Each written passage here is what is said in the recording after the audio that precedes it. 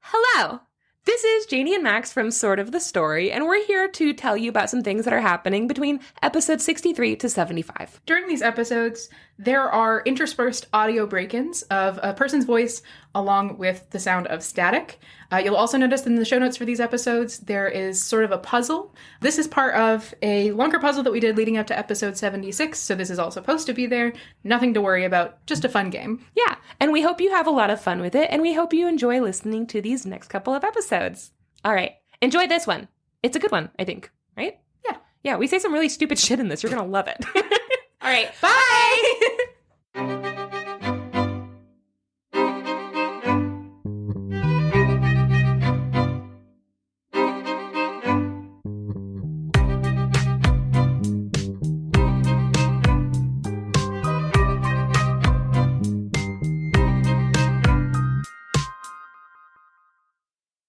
Hello, and welcome To Sort of the Story. Oh, I'm Janey. And I'm Max. And this is this podcast where we tell each other stories. I almost also said that. This Yeah. is the story where we tell each other about a podcast that we're doing in an alternate dimension. I almost said, and this is the story where we tell each other podcasts. Yep. I accidentally, we recorded a beautiful intro. It had so many 69 references, and then I looked down and I hadn't been recording.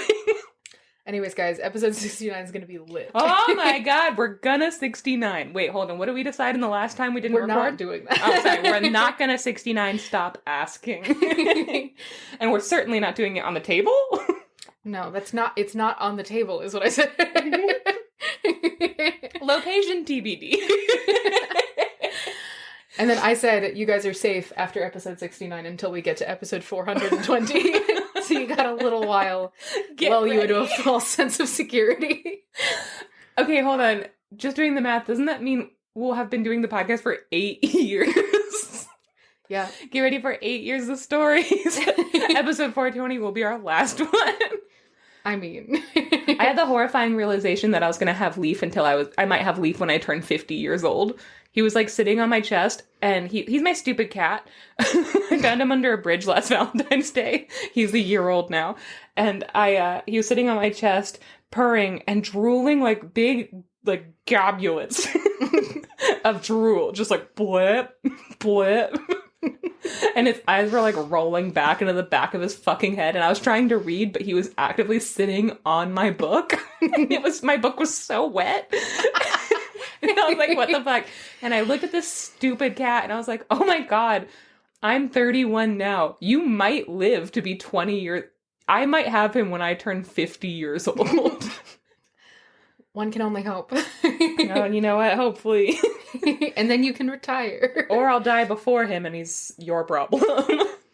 Look, I'm prepared for that eventually. Are you prepared for that? Yeah, I was prepared for this when you asked me to be his godmother, and I will be prepared I for this never forever. asked you to be but his it was implied. Max. It was implied. I've never once said. Also, the cat is Catholic. That feels like a betrayal. I spent so long getting myself out of being Catholic. Behind my back. You're never really out. In my own home. No, you are never really out. I determined not a while ago, when we were watching Fleabag, and I got like genuinely like outraged when they were making out in that confessional. I was like, ah! And I determined that being Catholic is just part of my DNA. Yeah, it's terminal. Yeah. It's terminal. Okay, well, welcome to the podcast that is about fairy tales and not this. It's not for kids. If you couldn't know from all of the references to 69ing that we've done already in episode 65. We're just preparing you for the inevitable. Can you tell we're very excited about episode 69? It's going to be so good. I kind of want to skip every 66, 67, and 68 and record 69 and then go back. Yeah. If you have any ideas for what we can do in episode 69, maybe... Okay, hold on. 69 is about giving and receiving. Maybe we tell each other a story that is for ourselves. Maybe we pick a story that the other one would have told. Maybe we tell each other a story that the other one told in another episode. Oh. Yeah. Guys, go on the Discord and tell us if that's a good idea. You can go to our Discord and any of our other socials on our website, sortofthestory.com, which is a pretty cool thing. It's Janey made a website and it looks really good. I have to update it. Yeah. We should get Keith to start doing the website too. Can we get this man that we don't pay to also do? That man has so much on his plate. He has so much on his plate, but do you think he'd also edit our website? That man has the world on his plate. He is going to eat the world and then go back for seconds. That is how busy he is. He's gonna love 69 too. Keith, you're not invited. 69ing is famously a 2-person deal, just like this podcast. Yep. Anyway. And Keith. And Keith. 2-person deal. And that's me and you, and he's our deal. Okay, well, you know what, Max? I'm very, very excited for the tale I'm going to tell you today. Yeah, and you're going first, so I don't even have to wait that long. Exciting. It's going to happen in like a second. I do have a crazy headache, so at one point, if I just start banging my head against this microphone, just like pretend like that's something we usually do on the podcast, they won't know the difference. They might know the difference. Let's see. Okay, are you ready? Yeah. Woo! My vacuum blister is peeling. Well, I was recording. I think I just got vacuum blister. I got a blister for vacuuming, and now it's peeling. Leave me alone. Okay. Okay, Max. Okay, Janey. Max. Okay. So, it's January 7th as we record this. Mm-hmm. I made a little mini reading goal that I wasn't planning on making, but it felt right to me to read 23 books this year in January. 2023, not in January. I was like, holy shit, I misunderstood this goal. I'm already 2 down, Max. I think I can do it. Oh my god. If I go at this rate, 2 every 4 days. You go over 100. In January? No, in the year. No, I was talking January. That's 15 then. It's 30 divided by... If I stop teaching my children. So 2 every 4 days is 1 every 2 days. So that's 30 divided by 2, 15 books. Okay, but you read 98 books in 2 days at the end of December. That did not happen. And it cannot happen. Just in case you didn't listen to the last episode, Max set a reading goal of 100 books on Goodreads and then kind of forgot about it, kind of just wasn't interested in it anymore, which is totally fair. You don't have to be interested in the things you set in January. I'm a whole year older. Yeah, wiser. And not wiser because I didn't read. And she remembered she had read 2 books, and she's like, I might as well put them in Goodreads. And Goodreads responded with, congratulations. Now, if you read 98 books today, you will hit your reading goal. Yep. By the end of the year. Because it was like year. December 30th. It's the best thing. It's the best thing. You could see that post on our Instagram. Okay. So, Max, as you know, I set that reading goal, and I've finished 2 books. One of them, Ariadne by Jennifer Saint. I listened on audiobook. It was phenomenal. And that's what inspired me to tell this story today. The other one was Love on the Brain by Allie Hazelwood, and it's kind of a sequel, kind of just the same book in a slightly smaller font as Love Hypothesis, both of which I greatly enjoyed, and they take you like 30 minutes to finish. They're about women in STEM and horrible sex scenes. I say horrible, a lot of people like them, but I don't like sex scenes, as you know. And I don't like women in STEM. So. Yeah, as I know. That's not even remotely Max true. actively convinced me to stop my career in epidemiology. She said, what? No, you're a woman. You can't do that. Nope. Just so that you guys know that's not... Nope. Max is a bigamist. That's not what that means. How would I know? I don't read. I was briefly an astronomy minor in college, so, you know, I'm one of you. I can't possibly be biased. Until she realized that, what, astronomy? Bleh, I thought this was astrology. Also, I'm a woman. Also, then she Why was didn't like, anyone tell me? And she tried to major, she changed her major to cosmology and then realized, this isn't cosmetology. Poor Max. Max took a big gulp of beer as I was saying that, and now she can't swallow it. Listen. Anyway. Oh, okay. So I was reading the book of Ariadne by Jennifer Saint. It is a Greek mythology retelling from the point of view of Ariadne, who is the daughter of King Minos, who is the father of the Minotaur. He's not actually the father of the Minotaur. Poseidon's the father of the Minotaur. Poseidon's bull is the father of the Minotaur. It's really complicated. So, she's a daughter of King Minos of Crete, and also her sister Phaedra, who her little sister, also a daughter of Minos of Crete. And so you get to see all of these myths play out, like Theseus slaying the Minotaur, abandoning Ariadne on the island of Naxos, her marrying Dionysus, Dionysus's myths and adventures, and all the things about Dionysus. You see them from her point of view, and it's very much a women in mythology are horrifically punished for men's actions. Like, that's the thesis of the book, and it's phenomenal because it's something we all know, but it's not something that you have a lot of literature about because, of course, all the literature is told from men's points of view. Mm-hmm. Like, Theseus gets to be a hero, and Theseus is the fucking worst. He's literally the worst. He's the worst one. There's a lot of really bad heroes, and Theseus takes the fucking cake every single time. So we have all of these stories, right? And they're amazing, and I was very struck by how Jennifer Saint characterizes Ariadne as always considered very sweet. Like, in all the myths, she's sweet, she dances, she's very beautiful, and she's kind of naive. And there's a lot of differences in how she's talked about. Like, a lot of people are like, a lot of myths say she was killed by Artemis. A lot of myths say Dionysus told Theseus to leave her there because he fell in love with her and was like, that's mine now. And Theseus was like, you got it, boss. And so then he abandoned her and she was married by Dionysus, which means that Ariadne had no choice in that. And also it doesn't sound like Dionysus, but it does not. It doesn't at all. Like, there's just not a lot. That's a smaller myth. And then there are some that are like, no, he just straight up abandoned her and then she was rescued by Dionysus later. Some say that she died on the island. So there's a lot of different conflicting accounts, but she is characterized in this book as very sweet, very, like, naive. She learns things. She gets very bitter for a while, and it's believable because she gets abandoned by Theseus. He, like, it's so good. Read it. But we also get to see the point of view of her sister Phaedra, and we have a lot of insight into Pasiphae, and these are characters that I've always read about as being very, like, vain and, like, girly in the most derogatory ways, and jealous and, like, cruel the way that only women can be cruel and certain things, and, like, silly. And this not how this book characterizes them at all. And it's so fucking, it's like a relief. It's like, you just breathe a sigh of relief because you're like, thank God somebody is actually addressing this and showing these characters and their many flaws, but also the strengths of them and all of the bravery that they go through that is in the myths, but is never talked about as bravery. Instead, it's like, well, I mean, of course they did that, though.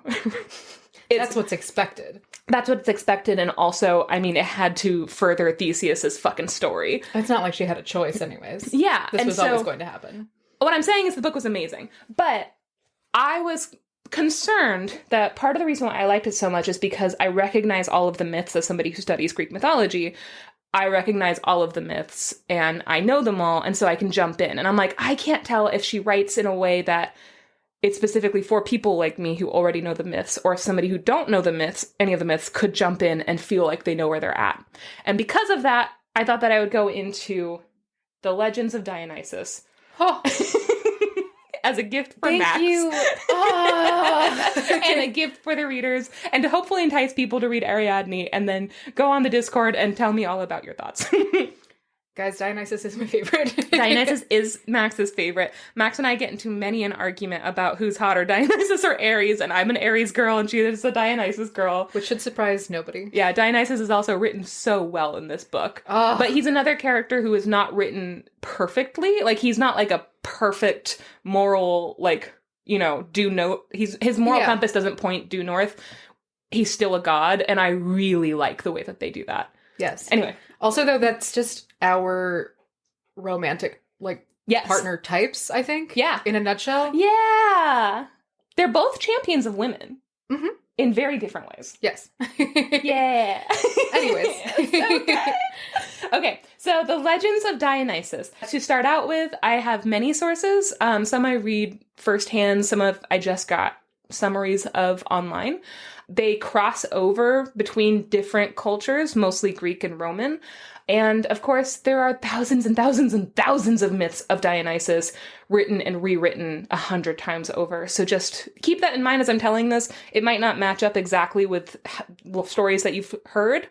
If you've heard stories and you're like, I've heard it differently, just do yourself a favor before messaging me about it. Read it. Thank you. And that's all I'm going to say.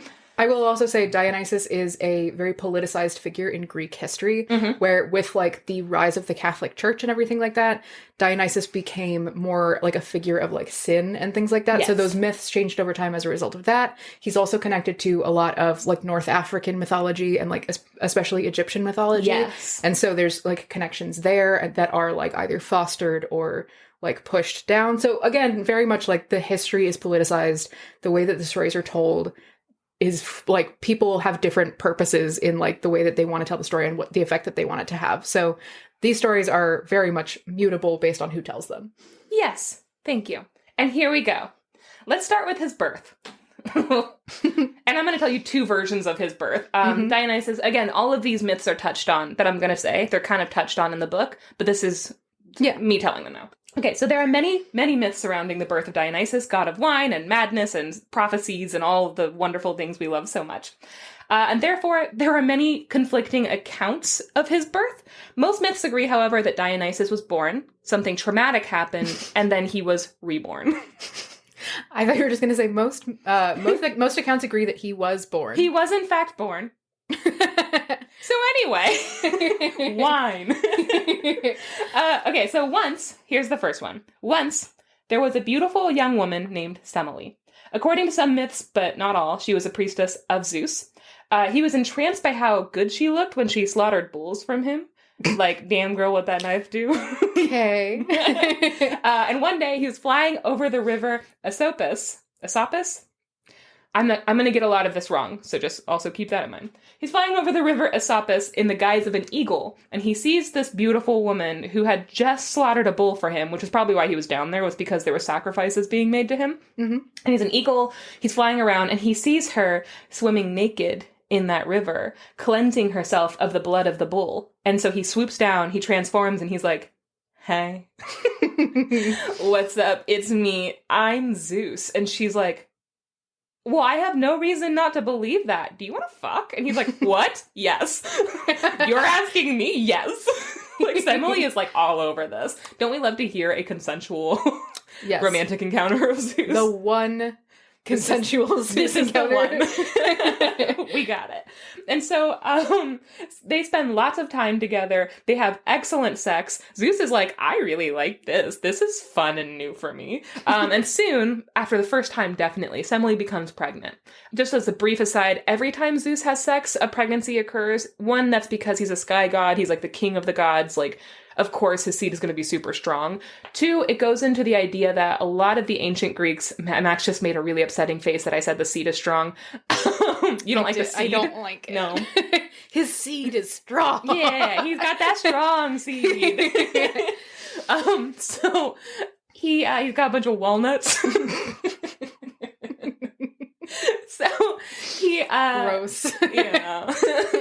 But a lot of the like ancient Greeks believed that the reason why there are so many stories of like affairs that he was having, be them consensual or not consensual, was because the fates were telling him like, you have to go and have a baby with this woman. Like, that's what's fated. We need to have this hero born, this demigod. And so the fact that every time he had sex, there was a baby kind of points to that belief that that was fated to be, right? It's not every time. A lot of the gods don't have, well, none of the gods have that many children, but also they do as much like rape and incest and all this horrible things, and it doesn't always produce children. So it's that idea of like, it's fated to be, and Zeus was also a victim of fate, kind of. I don't know if victim of fate is the proper term, but a pawn? Tool of fate? A tool? Yeah. He's certainly a real tool. You're not wrong. Okay, so Semele becomes pregnant. She's delighted by this, right? And she immediately goes around and starts bragging to everyone that the god of gods himself knocked her up. She's like, this baby belongs to Zeus. I'm carrying Zeus's baby. He loves me. He thinks I'm so pretty, and I am so pretty. And this is Zeus's baby, blah, blah, blah. So, Max, what do you know about bragging about affairs with Zeus? It always ends well, and there are never any problems with So it. she lives happily ever after the Congrats to her on having the baby. So soon, and living a happy, long life. with no problems. So soon, of course, this bragging attracts Hera, the wife of Zeus, who is known to hunt down the women that he sleeps with and their children and murder them in horrible ways. Sure. So she hears this, and she's like, oh, so that's Zeus's baby, huh? Time to fucking murder you. So she not only wants to get rid of this baby and punish this woman, but she also wants Zeus to suffer. Like, she wants to maximize Zeus's suffering as well. So she disguises herself as an old lady. According to Ovid, and this is in the mess of... we have another old lady. She does it better than Athena. No, I'm sorry.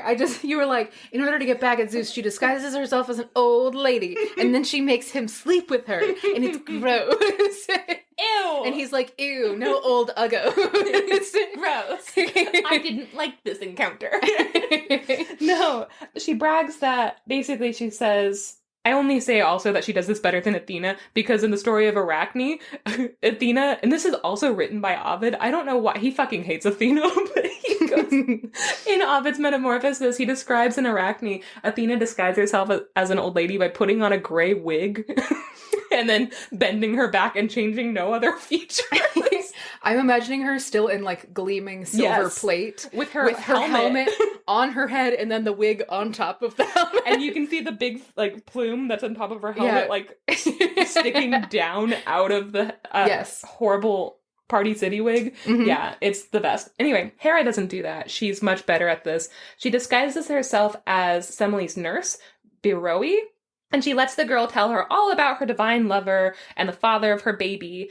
And Hera/Old Crone pretends to be really doubtful. She's like, And this is what she says. This is a quote from Ovid. I hope he's Jupiter, although I doubt it. The divinity plea? An all too common ploy among seducers. She's like, hey, you stupid bitch. All men who want to sleep with virgins say that they're gods. That was their, what's it called? The man who teaches other men to... sleep with him. Anyway, that's their... Yes. What's his name? Oh, I don't know. That's so weird. He has a name. Specific person. He's like the Playboy handbook or something like that. But they're like, that's their version of being like, hey girl, I'm super rich. It's like, hey girl, I'm Zeus. I was thinking, like, in terms of, like, the, like, negging. Yeah, that's what I'm saying. Where it's like, hey, girl, you're really brave to wear that size of shirt. Yeah, yeah, right? Like, and you have to sleep with them. So she's like, he's definitely lying. He's not a god. And Semele's like, no, he said he was a god. I don't have any reason not to believe him. And she's like, okay, well, why don't you ask for proof? They can prove it. And so she says... gods selfishly keep their true images from mortals. They think that they're not like worthy of the holy image. And so she specifically says like, tell Zeus to quote, show such almighty splendor as when he is received by Lady Juno. She's like, if he can show his wife, he can show you, right? Which is like, fucking, Hera doesn't fucking play around. She's like, he has a wife, yeah? Tell him to show up as he does to her. You're gonna love it. And so, goddamn. The next time Semele sees her immortal lover, she's like, hey, do you really love me? And he's like, yeah, I do. I love you. She goes, would you give me anything? And he's like, I would give you anything. And she's like, no, you won't. You don't even like me that much. And he's like, oh my God, I would give you anything. So after trying to convince her of this, he's like, I would take an oath on the river Styx to give you whatever you asked for. In fact, look at this. And he goes and he gets some water from the river Styx and he downs it. And he's like, there we go. Ask me anything and I cannot break that vow. And she goes, cool. Show me your divine self. And he's like, oh, fuck, don't ask me that. And he's like devastated. He's like, no, you can't ask that. And she's like, what's what I want? And also, as he's saying, no, you can't ask that, he feels it coming on. Like, he can't, it just automatically happens. And Zeus spends a while trying really hard to force it back down. He's like, you don't want that. I need you to go somewhere else. And she won't leave. And it bursts forth all at once, like the lightning that he can hold, like his powers, it's like that just comes straight out and incinerates her. She bursts into flame and like basically turns to ash before his eyes in like a couple of minutes. So he's devastated. He's also trying to hold back this power, so it's not even as bad as it could have been because he's working really hard to make it not as bad because he wants to save the baby. And so he reaches into her womb and it says he tears the fetus out of her womb as she's burning. But the baby's not ready to be born yet, right? And so he tears it out of the womb and he sews it into his own thigh so it can continue gestating. And the baby, just like Athena, who's born from Zeus's head, now this baby is brought to term in his thigh. And after it's ready to be born, he cuts it out, and that's Dionysus. Okay, they call it, they say, quote, "And so on earth, the cradle of the twice-born baby Bacchus was kept from harm by fate's decree when he gave it to a bunch of nymphs on earth to be raised." 2 things. Yes. From a different perspective. Yes. Number 1, this story could be made up by people to be like, no, you can't ask me to show you I'm a god. You just have to trust me. That goes back to the old nurses. Yes. 2, that is a story that ends with Zeus incinerating a woman to death, reaching into her abdomen and pulling out her baby. Mm-hmm. The way that they're like spinning this to be a good, like positive and philanthropic thing is wild. Yes, yes, it is 100%. But this is the myth, right? I get it, but I'm just saying, like in terms of publicity and things like that, I'm like, someone worked really hard on that.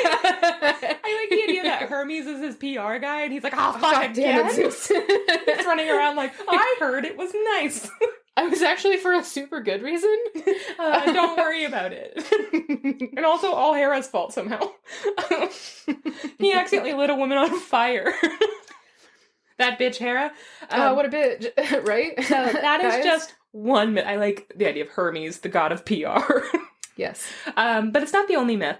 There's another one. Doesn't involve Hera. Well, it does later. So Zeus, quote unquote, seduced Persephone, his daughter, in the form of a dragon. And listen, I've not read this one firsthand, right? So this is just something I read online today. I'm not sure how it's worded in the mythology, but I have read firsthand the story of Melanoe's birth. And I can say fairly certainly that Persephone was not seduced. Anyway, so Persephone has a baby, a son, and that son is named Zagreus. And Zeus takes that baby from Persephone, which also makes me think not seduced if she gave up her baby. He takes that baby from Persephone and brings it up to Mount Olympus. And he's worried that Hera's going to try to kill this baby. And so he gives him a lightning bolt to hold always.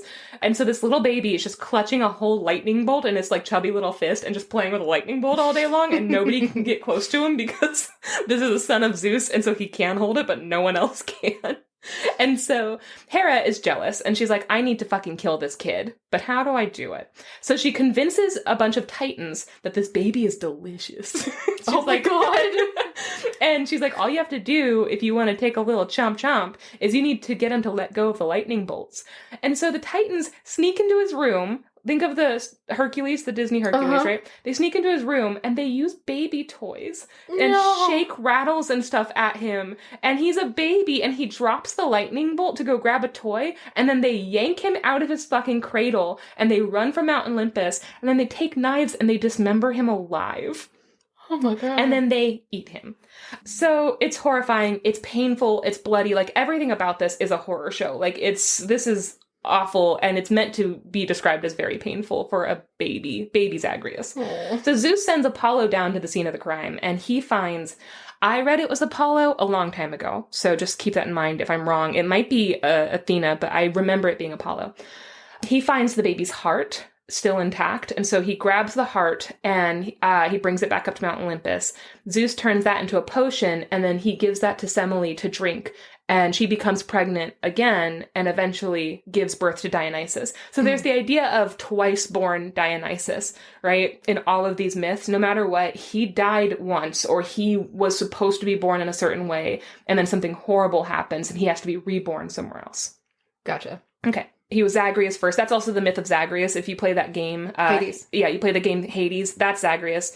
The story of Zeus seducing Persephone also is an Orphic hymn. And this is also, if you play the game Hades, I'm going to give you the most confusing thing about the Orphic hymns is that Zeus and Hades are the same god. They're the same person. Zeus just realized he needed to be down in the underworld too, so he split himself into 2 parts. One was up in Olympus, and the other one was like Plauton Zeus, which was controlling the underworld. So when he seduces Persephone with Melanoe, he pretends to be the other Zeus. And she's like, great, Dark Zeus, hello. Wait a minute, you're not Dark Zeus? And he's like, ha-ha! I'm pretty sure, I might have to double check, but I'm pretty sure that Hades 2 was just announced, and I'm pretty sure that the person that you play as is Melinoe. Oh, fuck yes, Melinoe's the fucking coolest! And she and Zagreus are played as, like, kind of like twins, like reversed twins who are raised separate. That makes that makes so much sense too. God. Listen, I illustrated Melinoe once and it didn't go anywhere, but good lord. I'll share it on the Instagram. I love Melinoe. Yeah. I watched that trailer like 2 months ago, so I might be wrong, but I think that's what it is. That would be cool, and it should be. So the Orphic hymns, if you don't know, they are supposedly written by Orpheus himself. So if you've ever heard the story of Orpheus and Eurydice or heard or watched the play Hadestown, it's about Orpheus and Eurydice, I'm pretty sure. So they're obsessed with Zagreus Dionysus. They're a cult that is obsessed with the idea of going to the underworld and then coming back, like Orpheus and Eurydice. Mm-hmm. Think about people who are very scared of death for a reason and then finding out that there are people who went there and come back to tell the tale. Oh, like Flatliners. Yeah. And so they were like, oh, this is another story of that. So he becomes kind of their main god that they worship. The idea of Zagreus Dionysus, twice-born Dionysus. Okay. Mm-hmm. Orphic hymns are obsessed with him. Okay, so that's his birth. All right? Cool. Now, we're moving on up. Dionysus and Silenus. This might be my new favorite character in Greek mythology, and he's not an important one, really. So Dionysus grows up raised by nymphs, right? He's surrounded by women, primarily. He is far away from the gods. He is super fucking sweet and free and has this idyllic little life. But because of the way that he's raised, he has an appreciation for mortal and specifically mortal women that other gods never get the chance to develop. Because for them, they're so far removed, they see people basically as like things they can use, things that are there for them, things that should be sacrificing to them. Whereas Dionysus is raised amongst people and has a soft spot for women and for all of these magical little things that he sees around on Earth. And so he's much more prone to like that. He's drawn to mortal women in a way that the other gods are not. Like, it's not sexual. It's very much like a personal preference. More empathetic towards them than the other gods. Extremely empathetic compared to the other gods. So eventually, when he's older, Hera cursed him with madness. Like, she's like, wait, he's still alive? And she sends a curse of madness upon him. And he wanders around the earth for years. He forgets who he is. He has no idea. He doesn't know how to get home or where he's from. And he has this terrible pain and noise in his head that never stops. Jason Bourne. He's Jason Bourne. He's Matt Damon. Oh my god. We should watch The Bourne Identity again. It's such a good movie. Never seen it. Okay. So he's like forgetting everything and he's having a hard time. He's traveling the world though. People are like, that guy's kind of crazy. He's like really mad and he's constantly talking to himself and he has no idea where he is or who he is at any time. But he knows a couple of things. One thing is he knows how to make wine from grapes. And so he just goes around and he teaches people how to make wine out of grapes. And they're like, hey, thanks. And because of that, they all get drunk all the time and they make lots of friends around the way. And he has these really fun adventures. And he knows he has magic. Doesn't know why. It's like, just fucking uses it whenever he wants. Dionysus is the fucking best. Oh my god. So at this point, he is traveling a lot of times with a tutor, right? So this is a guy, this old man from the forest. His name is Silenus. And Silenus actually helped raise him with the nymphs. And so when Dionysus just started fucking wandering off, Silenus is like, I guess we're leaving. He just fucking goes with him. Oh my god. Is he... I might be thinking of someone else, but is he a centaur? Yeah, okay. So, kind of. I couldn't tell. A lot of the myths I was reading wouldn't say for sure if he was a centaur, but yes, he has donkey ears and a donkey tail. Sometimes also described as a horse ears and a horse tail, and sometimes he has horse legs, right? So that's what I'm saying. I can't be for sure if he's actually ever described as a centaur, but he's very centaur-like. And are you ready for the cutest statue in the whole world? Yes, please. That's him and baby Dionysus. Oh no! Oh no! This is the nicest thing you've ever seen. Can I hold it? Oh my god. I shed a tiny tear when I saw this. It's an old man just cradling a baby, and the baby... super hot... This is like a J.K. Simmons looking old man with just a kind face who is absolutely shredded to shit. He's wearing like laurel leaves, like the grapevines and leaves around his head. And then the fattest little baby who looks like he loves him. Oh my god. And it's so tender, and also it's carved in that so hyper realistic way that it just looks real. It's just, it looks like a frozen moment in time. It's so sweet. Mm-hmm. I And love the that. baby has little grape leaves around his head. And fat little baby hands. Okay. So Silenus is really nice. He's just a nice, gentle, fun-loving, folkloric, like, forest creature. And he loves Dionysus so much. He's like his main follower, and he literally follows him to the end of the earth, keeping him safe and teaching him along the way. But he's also a raging alcoholic. And so young Dionysus is growing up and often finds himself babysitting this old man more than he's being taught by this old man. And also, he's prophetic. Whenever Silenus gets drunk, he gives these amazing prophecies that are sometimes really good and sometimes really bad prophecies. Like, he's not good at it sometimes. You're like, wait, what does that mean? What? It's not a prophecy. But he's drunk, so who knows? I like to think that this is probably the reason Dionysus always seems to take everything in stride and laughs at everything. Like, every bad thing that happens, Dionysus literally is so good at laughing it off. He's like, I mean, fucking, what are you gonna expect? And it's because this man taught him not to take everything so seriously, because this man is a fucking joke, and I love him. So because he's this raging alcoholic, he is known to pass out in the forest against the trees, just like anywhere he goes. And Dionysus doesn't worry that much, but people know that if they come across him, all they have to do is chain him up and then demand that he either sing a song or give a prophecy, and they'll get one of those two things from him. And so he's constantly waking up and finding people going, sing! He's like, ah, la, la. And Dionysus knows this and will get him out of jams and shit, but he's also like, I mean, this is kind of hilarious, and you maybe deserve this a little. So one day, Silenus was lured out of the forest by the mythical king Midas, who filled a fountain with wine, knowing that eventually this little forest creature is going to come out and be like, it's a pretty good fountain. Maybe I just check it out and drink all of it. So Silenus tries to drink all of it, gets super drunk, and passes out. And Midas technically captured him and imprisoned him for 10 days. But while he's imprisoning him, he's treating him like an honored guest. Like, Silenus wakes up a prisoner, but is dressed in really nice clothes, and people are partying around him, and there's a big feast laid out, and they're like, oh, good, you're awake. Hi. He's like, this is new. And so he's drunk and partying for 10 whole days. Meanwhile, Dionysus is like, I haven't seen him in a while. Oh, no. So Dionysus is getting slightly worried about this old man who's supposed to take care of him, but instead he takes care of the old man. And eventually Midas reaches out to Dionysus and is like, hey, we have your teacher. Come and get him. He's fine. We've been taking care of him. And Dionysus is really grateful, right? He's like, all right, well, listen, for being so nice to him, I'll give you one wish, because I'm, I guess, a god? Or something. Dionysus, again, cursed by a madness, has no idea. He's like, you can make a wish. You can do that anytime. I'm not saying I'll grant it, but you can make it. Did you know making wishes is free? They can't even arrest you for it. They can't even. I asked. So Dionysus gives him this option, and Midas is like, oh, really? Wow, I had no idea. Secretly, this was exactly what this was his whole plan. Mm-hmm. And so he wishes that everything he would touch would turn to gold. And guess what, Max? Wish granted. He runs around his palace excitedly. He's touching food and clothing and curtains, the floor, the walls, the water, and the fountains. Everything is turning into gold as soon as his fingers touch it. And he's like screaming and crying and rolling around the floor of his like golden palace, and he's just having the best fucking time. But his small daughter, who he loves so much, Midas is a little greedy, but he's a really good dad. And he has this little daughter. And she sees him rolling around and just, like, screaming and laughing, and everyone around him is laughing, and Dionysus is laughing because he's like, this is hilarious.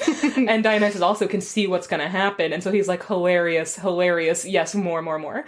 And this little girl comes running out, sees her dad, and she runs up and throws her little arms around his neck, and he's like, wait, and at the last minute, he's like, no, you can't touch me, and she throws his arm around her neck, her arms around his neck, and then he, like, pushes her off to be like, no. And then he watches her turn to gold. And all the life drains from her eyes. She is, like, cold and hard.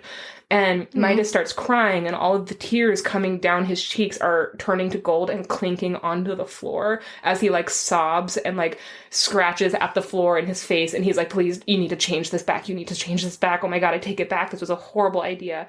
And Dionysus is like, this was a horrible idea, wasn't it?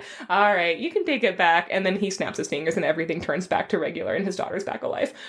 I didn't know that that's how the myth ended. Oh my god, thank God. I did not know. I've heard this story before, and I always heard that it ended that way, which there might be myths out there that say that he didn't turn it back, but I really like this idea that he did. I read that in research, but I also, that's how Ariadne has that as well, that he turns her back, which is really good. So Midas learns a lesson about greed, and Dionysus and his silly little teacher leaves. Dionysus is like, you're always getting us into trouble. Come on. Okay. Part 3. Dionysus goes back to the underworld and also becomes an inventor. Ooh. Eventually, the madness subsided. After all of these adventures and stuff, Dionysus remembers who he is, and he's like, fuck. I'm a god. Zeus is my dad. They're just wandering around barefoot, drinking wine. It was great. Now time to get some work done. And so he goes... No, I don't buy it. He goes up to Mount Olympus, and he's immediately made like an official Olympian, and he's accepted by all the gods, even Hera, who has no choice, and she's pissed about it. She's like, fuck. And so this is her worst nightmare, but now he's an official Olympian. He's truly untouchable at this point. And so he becomes obsessed, though, with the idea that he never met his mother, Semele, right? She died in a horrible way. It was Hera's fault. And also, Dionysus knows what happens to women, the unfairness of what happens to women, and that really pisses him off. It's the reason why I think he has all these menads. It's because it's like a bunch of women who are in horrible situations who leave their horrible situations and seek refuge under Dionysus. I think that's why he does it, is he has this connection to how his mom was treated. Mm-hmm. Also, if you've never read the play The Bacchae, fucking do it. It's the best, and it talks about this a lot. So he decides, I have never seen her, I've never met her, I want to, and I'm going to avenge her in some way. So he decides to visit her spirit in the underworld. And this brings me to the story that I actually wanted to tell you. The one that's not in Ariadne, and should be, but I understand why it's not, because that's not that kind of story. In order to get to the underworld, Dionysus needed somebody to row him to the entrance by boat, right? He's like, I need to get there kind of unannounced. There is an entrance that nobody really uses because it's on top of this Alcyonian lake. It's this bottomless lake that people die in all the time, so very few people ever go there. And he's like, I need somebody to row me to that entrance where I won't be noticed. And he finds the perfect man for the job. A young, hunky shepherd named Prosimnus, who lives right there. Prosimnus is nothing if not young and hot and Dionysus's type. So he says, like, hey, will you, like, I don't know, row me to the entrance of this cave? And Prosimnus is like, oh, I'll do it, but for the right price. And Dionysus is like, I mean, I guess you can name your price. You know I'm a god, right? And he's like unbuttoning the top buttons of his shirt. And Prosimnus is like, I mean, I kind of gathered that you're pretty godly. And he's like, I mean, you're not so bad yourself. So they sit there flirting and like haggling for a while and just being super horny about it. And eventually Prosimnus is like, you know, I'll take you wherever you want to go. I just need one hand jibber. I just need a piece of that ass. You can slice me off a chunk of that booty. Get some of those cheeks. I almost said my lord. So Dionysus basically says, like, that is such great news. I would have done that for free. Oh, is that actually what That's exactly what he says. Oh my god. He's like, good news. You literally would have gotten that anyway. So they shake on it, and then the two take off. Icons. Yes. So Dionysus is like, I'll hit you up on the way back. I'm kind of on a time crunch, but I'm really excited to pay this forward later.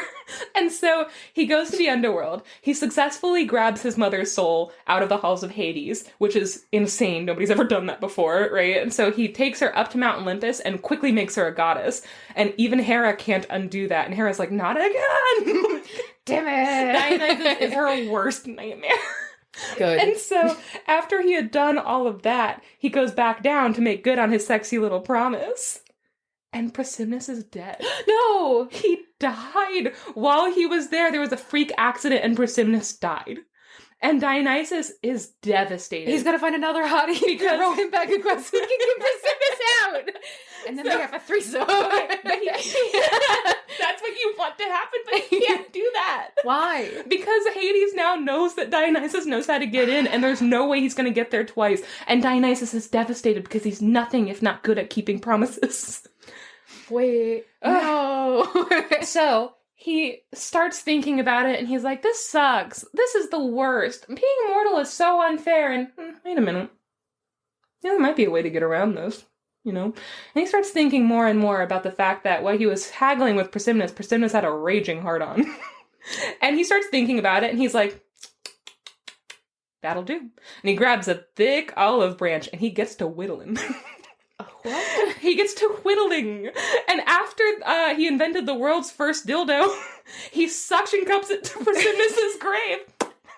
And he fucking rides that thing till morning. And that is how Dionysus invented the world's first dildo. The end.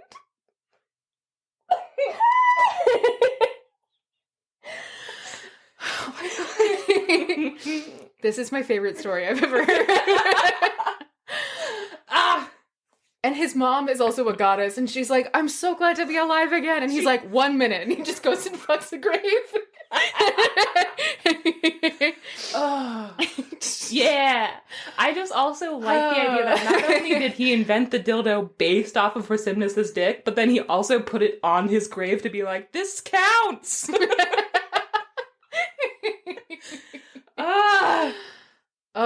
Okay. So with all of that, guys, go read Ariadne. That last story is not mentioned in the book. It is mentioned. He tells the story of how he goes down to the underworld and grabs his mom, and you get a lot of really cool insight into that. And I do understand why they didn't mention this part of Dionysus, because he's supposed to be like a romantic lead, and maybe like Ariadne hearing the story of how he whittled a diddle and then fucked it on a man's grave. Maybe it's... Did I say whittled a diddle? You did. But still, it's a great book, and I highly recommend it. The end.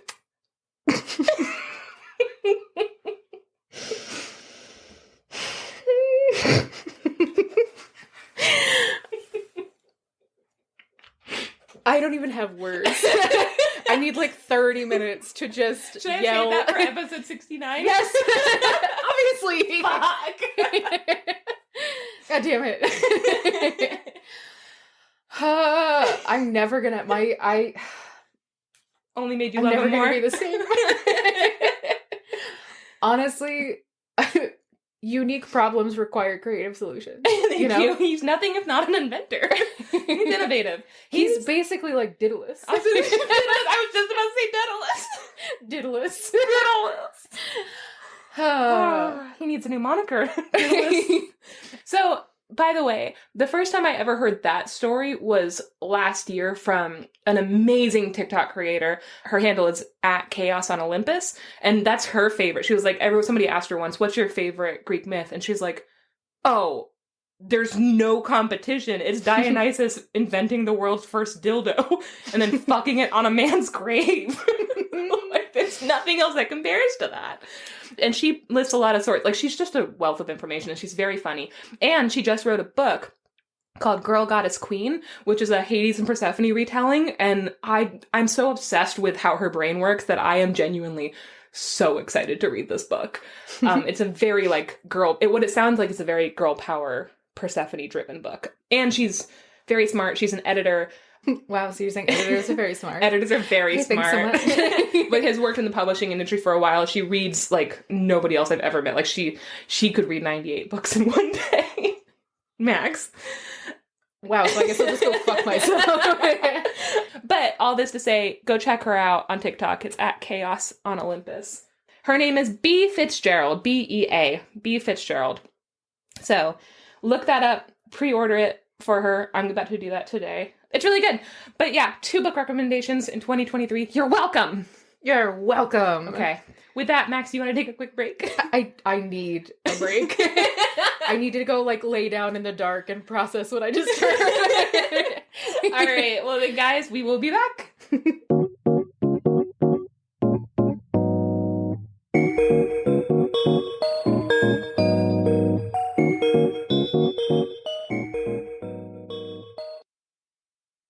Okay, Janey. Okay, Max.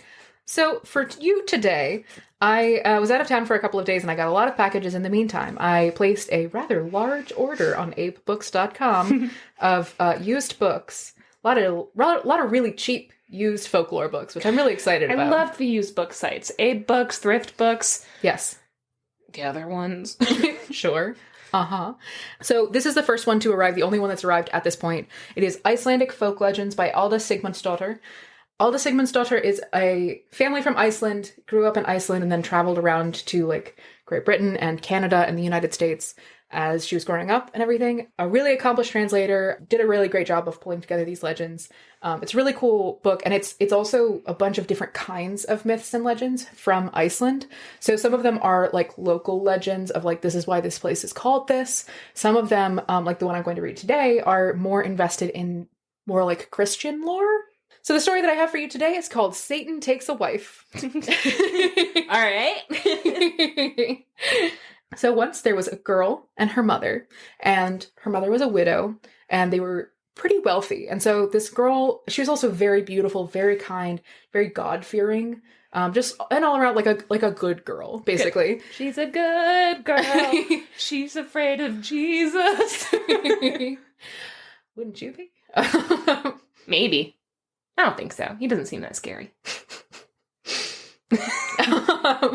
But they have like a decent amount of money. She's a very like beautiful, intelligent, kind girl. And so a lot of men try and court her for her hand in marriage. And she turns all of them down. And it becomes sort of clear to everyone at a certain point that she's not going to accept just anyone. And that she might even go ahead and take an oath of celibacy. Celibacy, that's the word. And like maybe become a nun. Something like that. And then like live in a way that like is in pursuit of the Christian God and everything like that. Okay. So, meanwhile, Satan, Satan, sure, hears about this, and he hears that there's this beautiful, beautiful girl who everyone wants, and like, but she like won't accept anyone because she just loves God so much, and none of them stack up, and he's like, challenge accepted. So Satan transforms himself into the guise of like a very handsome young man. Sure. And he goes and he courts the daughter, and he presents himself with like a lot of integrity as being very like genuine and honest, and, you know, sharing all of her kind of values, and, you know, just really is like a very respectful person who, you know, she quickly falls in love with. Yeah. And he proposes marriage to her, and for the first time she accepts. Sure. And then they get married. Oh no. And on their wedding night... Oh no. He has a forked penis? No. Good. On their wedding night, he goes to like... kind of like defile that he's like, this is the beginning of the rest of this woman's life, of me turning her towards the path of evil. And like, you know, this whole and he tries to like climb into their marriage bed, but when he gets close to her, her like purity like is painful to him, and so he's like, oh, I don't like this. So he's like, well, I don't know how you expect me to get into bed all gross and dirty, so I'm just gonna go take a bath, and like, you can go to sleep if you want, you dirty hoe. And he goes and he runs himself a bath, and then he sits in the bath until dawn. Oh, he just soaks. Yeah, he's just like, he doesn't know what to do. He's like, I can't get close to her. I don't know how I'm supposed to corrupt this woman if I can't like get into the bed with her. Yeah. So he stays in the bathtub all night until morning. Can you imagine? You are unsure of how sex works anyway, probably, right? You're extremely naive, you're very sheltered, you've been living this religious life, then you finally get married and your husband won't come out of the bathtub. And he's just like quietly weeping. Like, he called you disgusting, and then he spent the night in a bath? Did I misread something? So, in the morning, Satan gets out of the bathtub. He wraps himself up in a fluffy towel, and then he puts on some clothes. Satan, get out of that bathtub. You're getting all pruny. He gets out of the bathtub.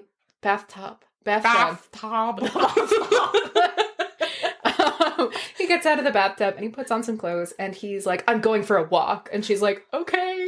I don't know when this happened, but sure. And so he goes for a walk, and he's trying to figure out what he's going to do about the situation that he's in now. Wait, so the bathtub truly had nothing. That was just his thinking bath.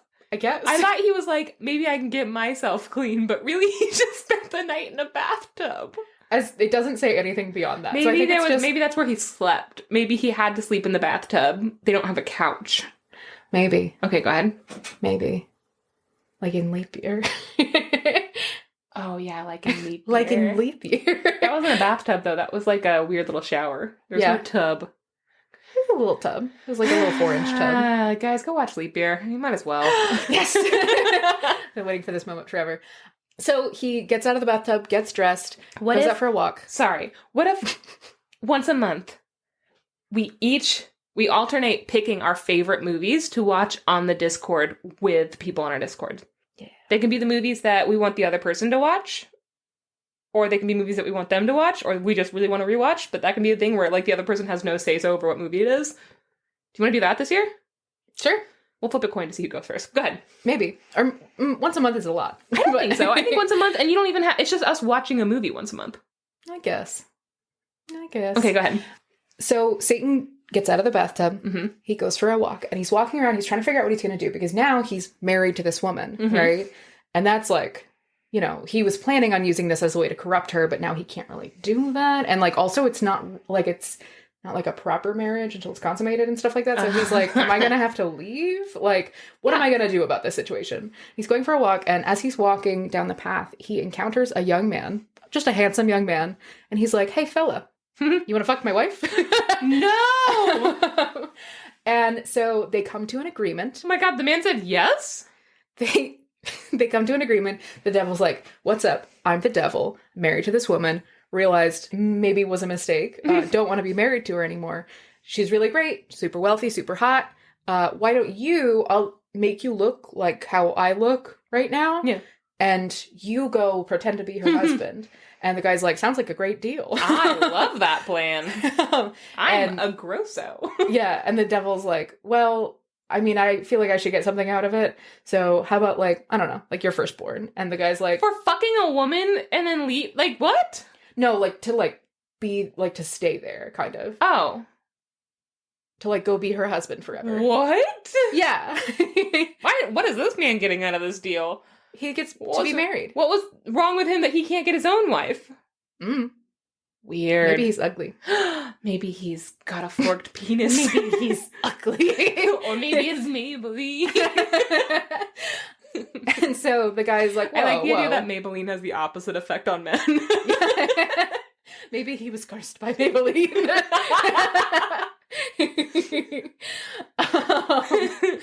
Yeah, so he is going to go, like, take on the guise of this woman's husband. Yeah. Who is also the guise of the devil, because he made himself look like just like a guy, like a handsome guy.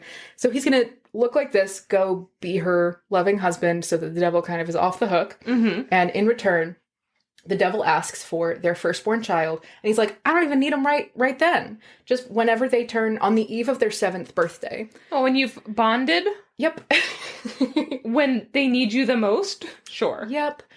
And the guy's like, well, hey, I mean, it's better than what I got going on now, so sure. What could he possibly have had going on? So the devil's like, all right, so when the child is 7, we'll meet here at this spot on the road that we met before, and you will deliver your not quite 7-year-old to me. And he's like, great, cool. So the devil snaps his fingers and makes the man look like the man that the devil was appearing as. Mm-hmm.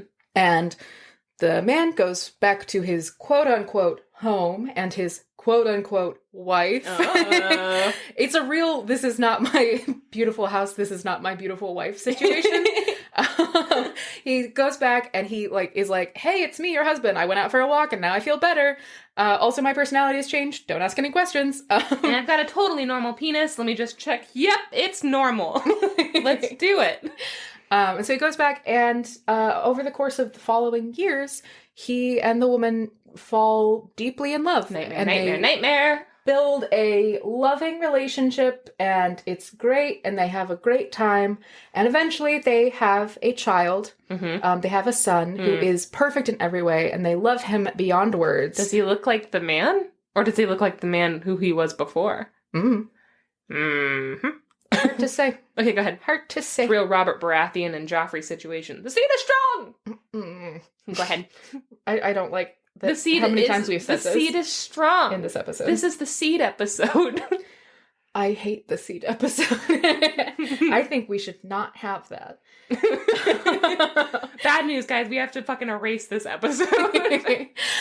So they have this little boy, and he grows up, and he is beautiful. He's the light of their lives, and they are a perfect, happy little family, except for that one little, the little thing with the whole devil and everything. And the fact that this kid's a blonde and doesn't make any sense. So when the boy turns 6, his father starts to be like, oh, right, maybe I have made a mistake. Maybe. And so he becomes very, like, brooding, and he's thinking about, like, he just becomes, like, very withdrawn and sad because he knows that when his son turns 7, he's going to have to give him to the devil. Yeah. And eventually his wife is like, you've been a huge bummer for a little while. Why don't you just tell me what's going on? Mm-hmm. And he's like, all right. I know you'll understand because you're such a good wife, but here's the situation. And he tells her everything. Oh, nightmare. And she says, well, I have indeed been too long deceived, but don't worry, I have an idea. So she takes all this in stride and is like, all right, well, you're not the man that I married. Also, the man that I married was the devil. And also, our child is about to be sacrificed to the devil. My first husband. All right. All right. I have an idea, which, it's just a single line in the story. And I'm like, hey. Focus more on how cool she is. Yeah. She's being, like, too cool about this. She needs to be pretty mad, actually. After all this happens, I hope she kills him. You have indeed been too long deceived, milady. But she proposes a solution. And so they work together and they come up with a plan. So on the eve of their son's 7th birthday, they take him out to the spot in the road where his father made a deal with the devil. And his father draws a circle in the road around the boy at the spot where he met the devil, and he consecrates it with holy song, which is kind of a hilarious image. My loneliness is killing me. And no, hold still. I must confess. Stop wiggling. The song's almost over. He's doing Sympathy for the Devil. How does that one go? It's a Rolling Stone song. I'm not gonna do it. I don't know that one. I don't have those moves like Jagger. Oh, the devil went down to Georgia. He was like, I sold a steal. Honey, you need to stay in the circle, okay? Listen, no fidgeting. So he draws a circle and he consecrates it with holy song, and he tells the boy to stay inside of the circle, right? And he sits with his son until nightfall when the devil is supposed to come, and then he has to leave.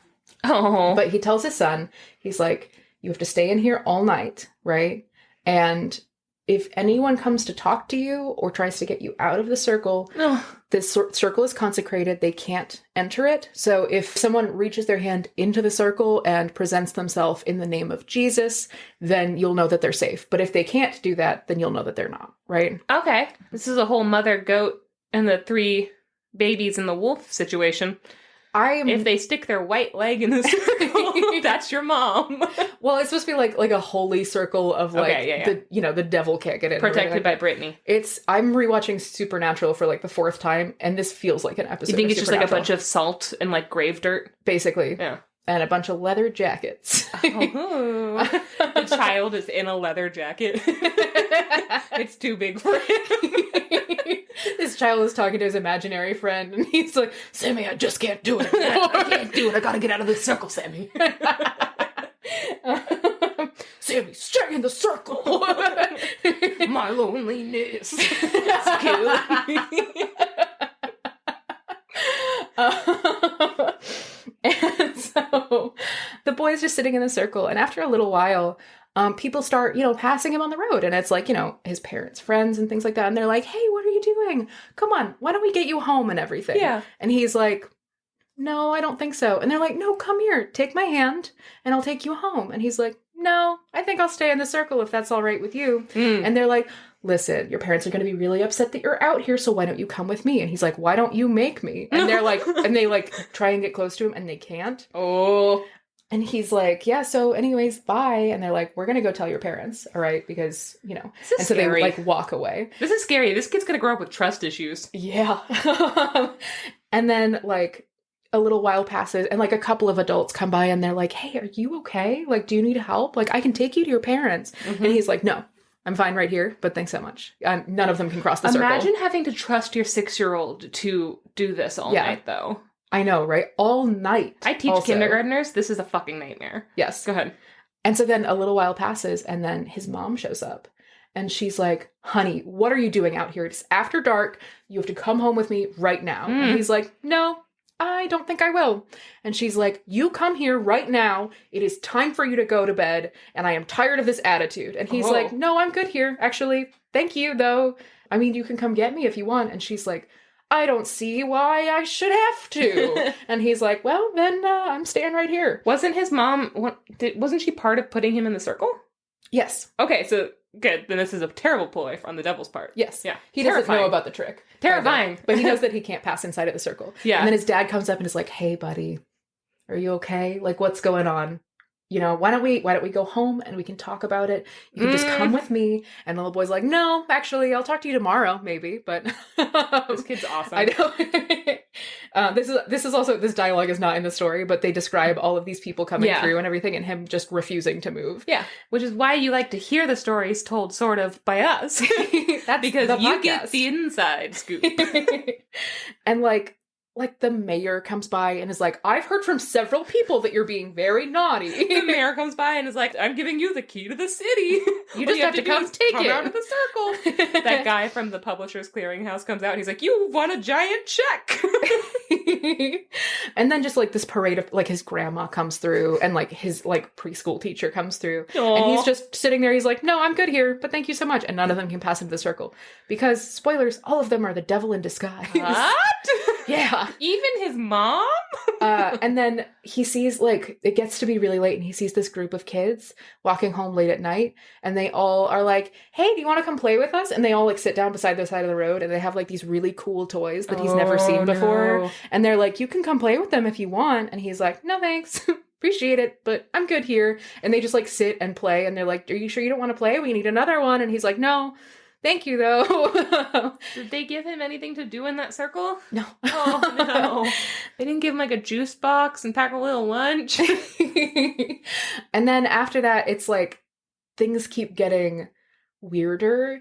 And at a certain point, it's just like sparks start flying off the outside of the circle, like someone is trying to break through it and everything. Oh, this poor kid. Yeah, all of these monsters come out of the woods and like sort of like bare their teeth right outside of the circle and try and scare him and everything. And he won't come out of the circle. He sees all of these like grotesque images and like twisting shapes just outside of the circle. This kid's gonna grow up to be a serial killer.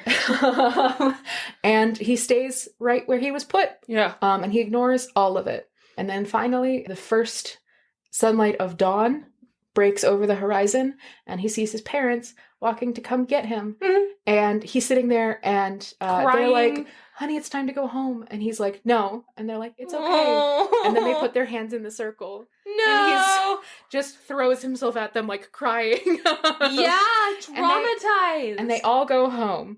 And they say, the last line of the story is, and thus Satan was deprived of his end of the bargain. Yeah, but did that guy have to change back to what he originally looked like? I don't think so. I think he just got to be a hottie forever. Oh, not bad. Not bad, not bad. So this is an Icelandic story. Yeah. Obviously, it has a lot of Christian influences. Yeah. One of the things that I was reading about is that a lot of times in these Christian stories, in Icelandic, like, folklore, it's kind of like Satan isn't so much like... I read a couple of, like... papers about this, not whole papers, but like I skipped them. Yeah. And they were talking about how like they were like, Satan isn't some like feature far away in hell who is like, you know, all of these like intricate manipulations in like war with God. He's like just a guy who's trying to fuck with you. Yeah. And so there are a lot of stories in Icelandic folklore of people outsmarting the devil. Nice. And it's a very cool thing. One of those stories is a huge part of, or I guess I don't know how large of a part, but in Icelandic folklore, in real life, there was a priest named Sæmundur Frodi, who was, it literally means like Sæmundur the clever, I think, or the learned. Mm-hmm. And in real life, he was a priest. There are some people who think that he wrote the early Edda, or the Elder Edda. Yeah. That's kind of been debunked. Okay. Because they think it's someone else now, but at one point they thought that he had written the Elder Edda. Mm-hmm. He lived in the 11th and 12th century, so like the 1000s and the 1100s. Mm-hmm. As time goes on, he becomes kind of a mythic figure who comes up in folklore as kind of being like this, almost like a wizard. So basically, in folklore, he becomes larger than life, and he is supposed to be someone who studied in the Black School, which is the school of the devil. Oh. And so he studied like witchcraft and trickery under the devil. And usually the people who do that are like witches, you know, and they're evil. But it's like a 3-year program, and he gets out like right before the end. So he learns all their... Do you have to take a GRE or anything like that to get in?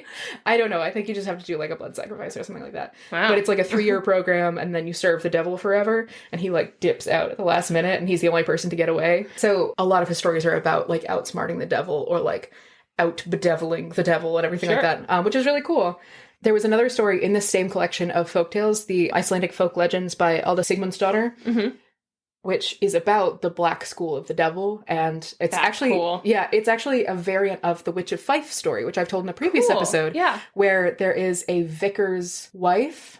She and 11 other vicar's wives in the province are all secretly like students of Satan, and they all like fly away in the middle of the night to go like take classes from Satan and give him their menstrual blood as payment or something like that. It's also such a fun story. I'm looking for the story now. So just... Yeah. But so Sæmundur Frodi is supposed to have like studied in this Black School. And so there's a lot of like folk tales about him outsmarting the devil. It becomes kind of like almost like a trickster story. And there's another story that has him in it that is parallel to the story that I just told about the son.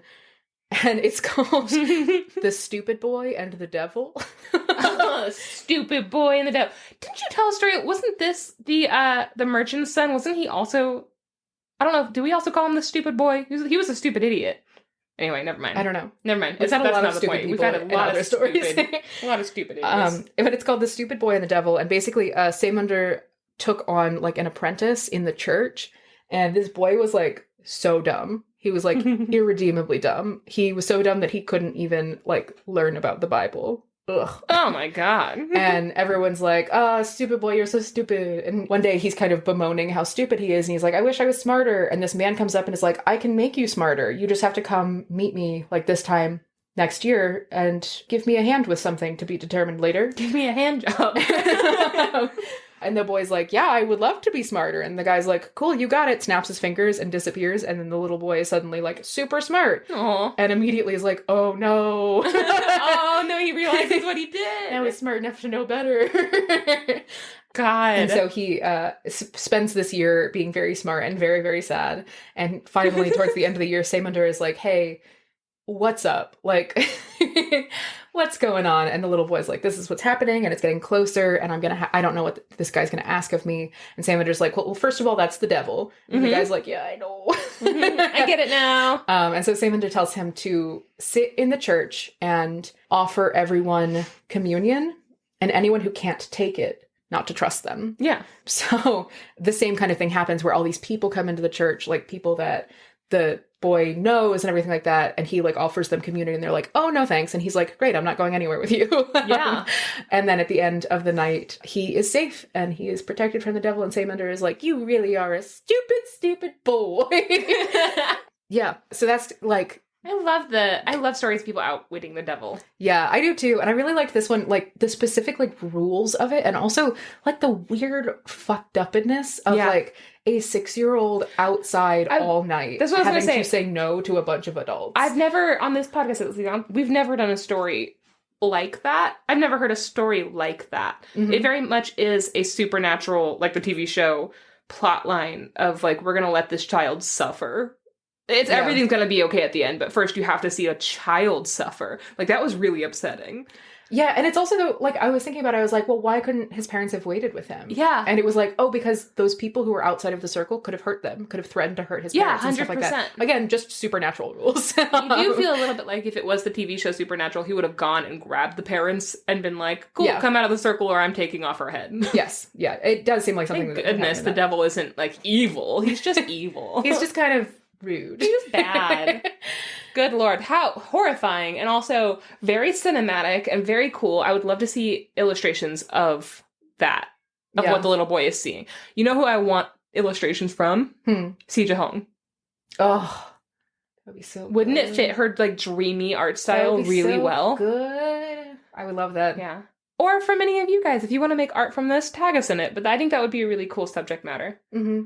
Yeah, it was a really like beautiful picture to imagine. Like I said, the stories in this book are very, very different from each other. There's a lot of different like themes and scopes for the stories and everything like that. And some of them are like ogre stories. There's one, there's a Rumpelstiltskin story where someone has to like spin wool into cloth and like that she has to guess his name or something like that. She has to spin wool into cloth. I don't know. No, impossible.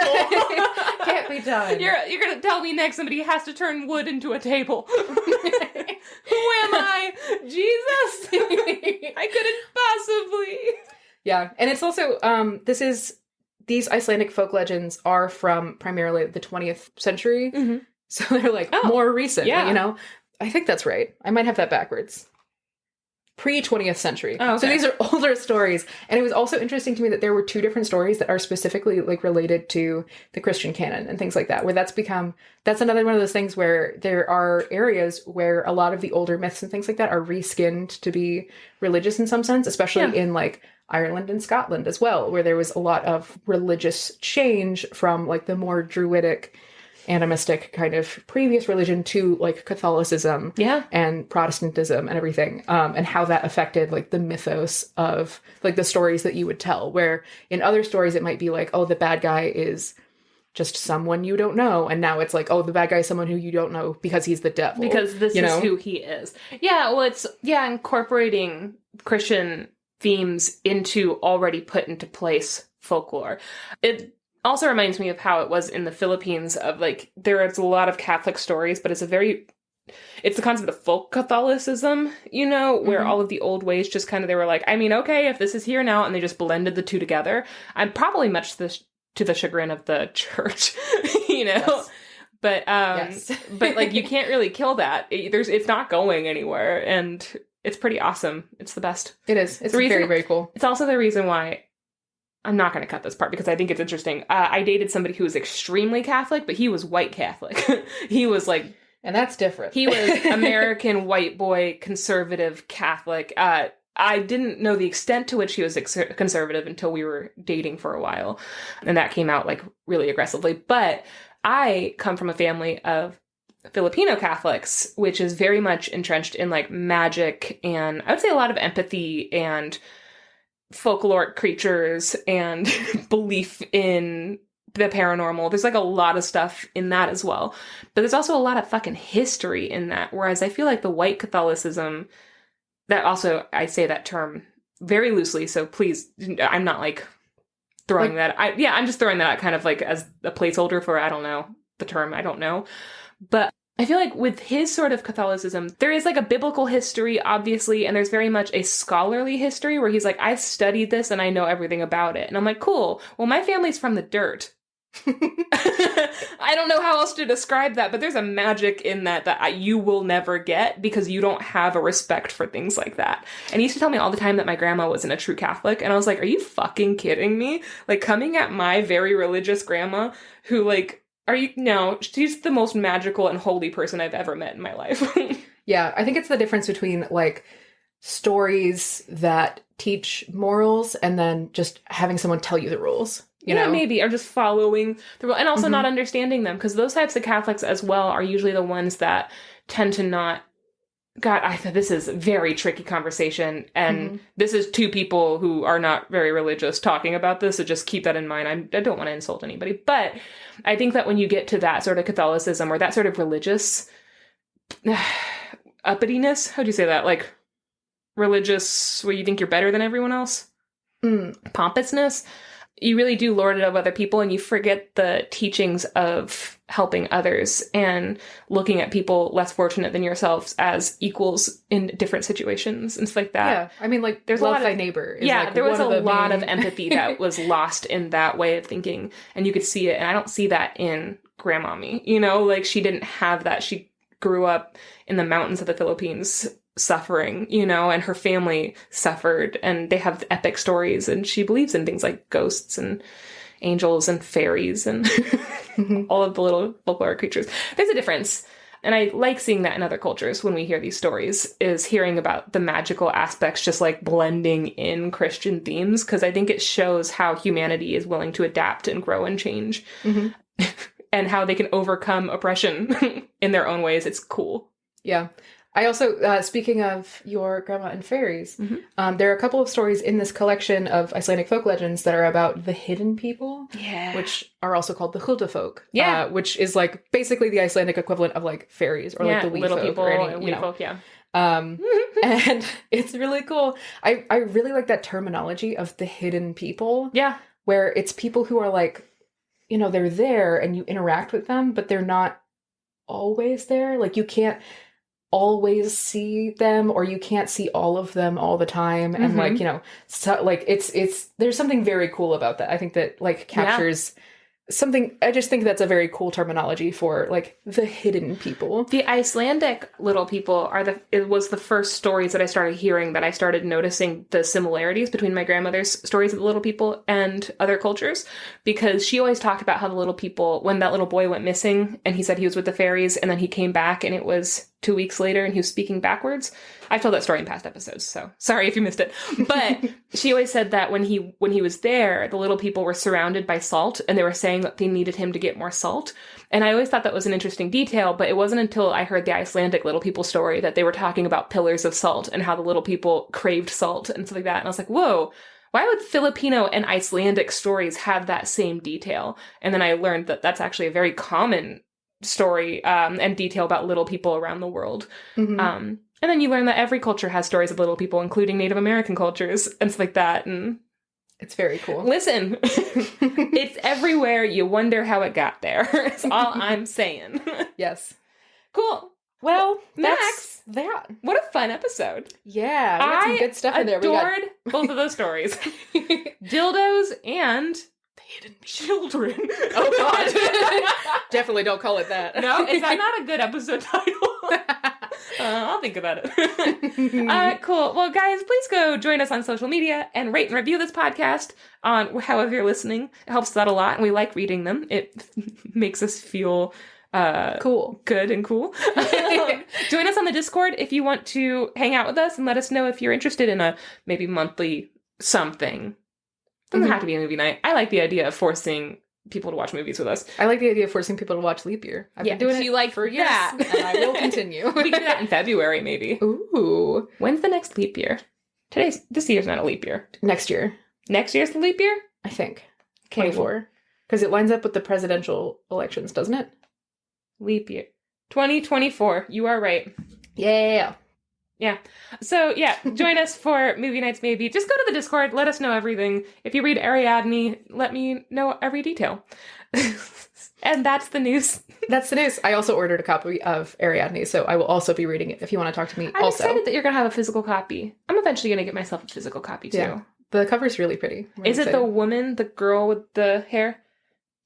Okay, I only say that because I think the British cover is a very specific other thing. The American cover has a woman on it, and the British cover just has the title, with the flowers all around it. And I can't tell which one I like better, to be honest. Yeah, I think it's the American cover, and it looks a lot like the Cersei. And, I have those two books for when you read those. Okay, anyway. Anyways. Guys, we love you. We love you. And we hope you have a good fucking rest of your day. Goodbye. Bye. What? You almost bought a single gay gnome. I almost bought a single gay gnome. We know he's gay, but he didn't have a lover. Listen, all gnomes are gay. Yeah, and we know this. Yes. All gnomes maybe are gay men. Yes. Yeah. 100%. Well. They are, yeah. No, they are. Have you ever seen a female gnome? I haven't. Don't they have beards? They just also have this opens beards. up an entire other discussion. I suppose. I mean, obviously, every there's a gender spectrum, but I think that regardless of where they sit on that spectrum, I would think that their sexuality would be properly considered gay. Okay, yes. I also might be confusing gnomes with dwarves, who the female dwarves have beards. Yes. Yeah. So maybe I'm confusing that. Well, I think gnomes are. I don't know much about gnome lore. I think it's really variable in the same way that ogre lore is very variable. That's true. Well, what we are saying is every gnome we've ever met has been gay. Yeah, I think it's socially acceptable to assume that every gnome is gay. So I saw a single gnome and there weren't any other gnomes, and I was really sad. Yeah. But you know what? Maybe he finds value in other parts of his life, and good for him. Yeah, you know what? I guess you don't have to be in a relationship to validate your existence. However, yeah, I think that we should start a new superstition. You know how, like, you told me one time that you can't have an artichoke alone. Max told me one time that I can't boil artichokes by themselves because it'll mean I'll die alone. I don't know if you said it that aggressively. But you were like, these are hearts. You told me, okay, so I remember this because it made a lot of sense to me. And you were like, yeah, artichoke hearts. I don't think so. You said it's like an Italian myth or something like that, that you cannot boil, and you learned it in like one of your Zoom cooking classes things. No, I think I have that book of Italian kitchen witchery. Yeah, maybe. Yeah. Where you can't cook an artichoke single, you have to do it together, or you like die alone. And now I never want 2 artichokes, but I always boil 2 artichokes because I'm afraid that I'm cursing myself. I mean, but also because when you have 2, because they like float. So if there's 2, they like knock each other back down to the bottom. That's so true. They, like... Which is what a relationship is like. Just 2 people knocking each other back down to the bottom.